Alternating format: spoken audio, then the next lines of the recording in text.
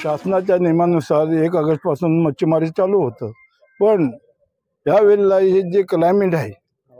हवामान जे आहे, त्या हवामानामध्ये एवढं बदल झालेला आहे की त्यामुळे पाण्याचं वगैरे करंट भरपूर आहे, समुद्र खवळलेला आहे, त्यामुळे बोटी बाहेर जाऊ शकत नाही। आणि प्लस दुसरी गोष्ट अशी आहे की बोटी बाहेर गेले नाही तर आज आपल्याकडे आलेले खलाशी आहेत, खलाशी वर्ग आहेत, जे कामगार वर्ग,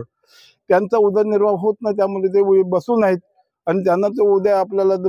पगार द्यायचा, पेमेंट द्यायचे आहे, ते आपल्याला बोटीत जर गेले नाही तर आपल्याला ते देता येत नाही। त्यामुळे आज उपासमार आणि याच्यासाठी आपल्याला शासनाकडे आम्ही नेहमी मागणी करत असतो की याच्यासाठी आपल्याला काहीतरी वेगळं ठोस मच्छीमारांसाठी वेगळं तुम्ही निधी द्या आणि त्या निधीमुळे मच्छीमार येते। आणि दुसरी गोष्ट, आज डिझेलचा प्रॉब्लेम आहे, डिझेलचा पण परतावा व्यवस्थित येत नाही आणि काय बोटींना तर डिझेलही देऊ नका म्हणून शासनाकडून आपल्याला सोसायट्यांना पण पत्र जातं, त्यामुळे त्यांना डिझेल आलं की जे ट्रॉलिंगचं लायसन आहे,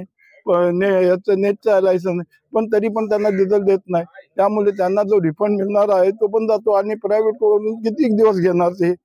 प्रायव्हेटमधून घेता त्यांना नाकी नव्हतं, त्यामुळे त्यांच्यावरही आज उपासमारीची पाळली आलेली आहे। आणि जोपर्यंत हे क्लायमेट व्यवस्थित होत नाही तोपर्यंत बोटी काही समुद्रात जाऊ शकत नाही, त्यामुळे आज हे बोटी आपल्या जागेवरच खाडीमध्ये पडून राहिलेले आहेत।